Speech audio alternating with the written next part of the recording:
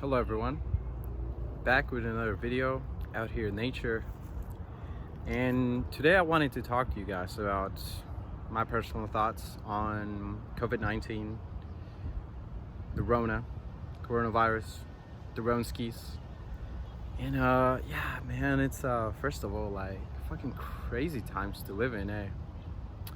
I mean, first of all, I would like to acknowledge that I am very privileged compared to other people that can't even self-isolate or just don't have the access to a home.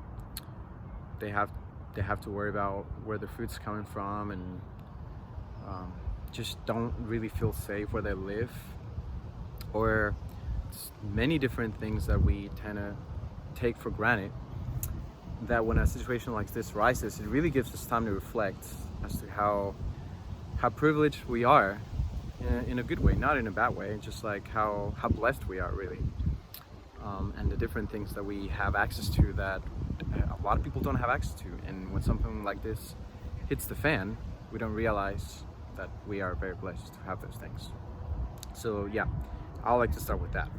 And obviously we have millionaires and billionaires who have it much better than we do, but yeah, that's another conversation. Yeah, it's just so crazy. Like, I had so many things planned for this year. I was like doing an animal rights tour with PETA, and we were going to schools talking to kids about all the horrors of the dairy industry and giving them vegan ice cream. It was really positive, but it really planted a seed as to what happens on dairy farms and things like that. So that one got cut short, and we had to head back home. Then I was gonna go to Colombia, I was gonna go back home and travel, couldn't do that. Then I was gonna go to the animal rights conference, animal liberation conference in California after Colombia, couldn't do that. So many things changed just for me. I can't imagine. I mean, I'm sure there have been way more dramatic changes that have happened for people. So I think we're all going through this together. So that is kind of like, I know this is gonna sound crazy, but bear with me, okay? Just bear with me. You know that feeling on New Year's Eve when you just feel like everybody's like on the same wavelength? Like, we're all thinking about the same stuff. We all want to be with our family, the year's ending, or Christmas. Just those really big holidays where we all come together for something. That's kind of what it feels like right now. Maybe just a little bit more somber because it's like a pandemic, like it's like a worldwide thing.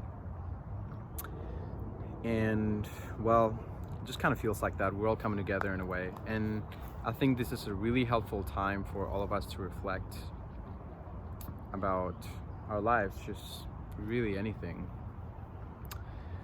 So it's really what we make it. We could be very fearful right now, and because there's a lot of uncertainty.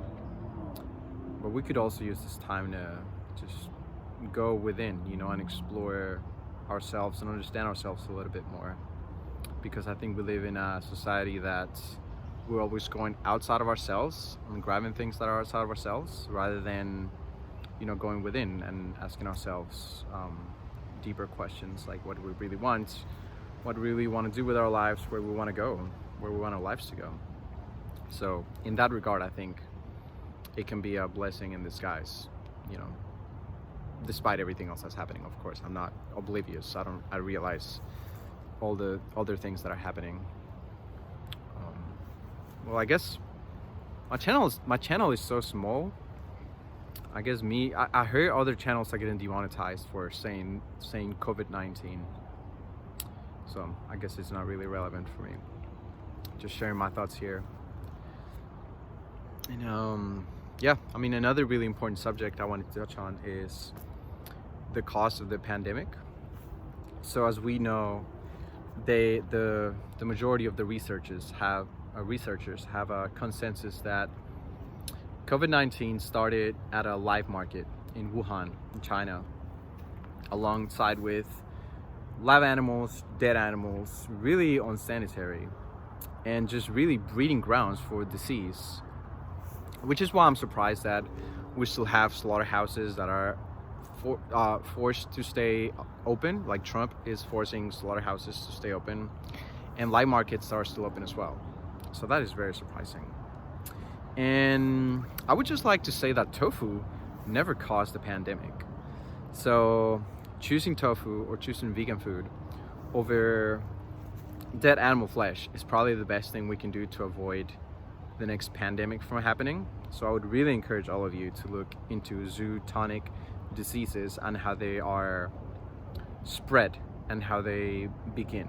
Okay, so when we go vegan and we eat food that doesn't contain those things, we can help this from happening again, let alone the fact that animals are violently killed against their will just so we can have a sandwich.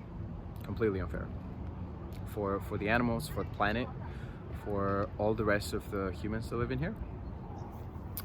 So yeah, I'm just come here with a message of like, let's not let this happen again, because it can and it will if we keep living the way we're living and eating animals and killing animals. We kill billions of animals each year, and that's killing us as well. So just something to think about, y'all. Well, yeah, use your time wisely as much as you can during the pandemic, given that most of us get to stay at home. I know a lot of us have to, a lot of you have to go and be an essential worker.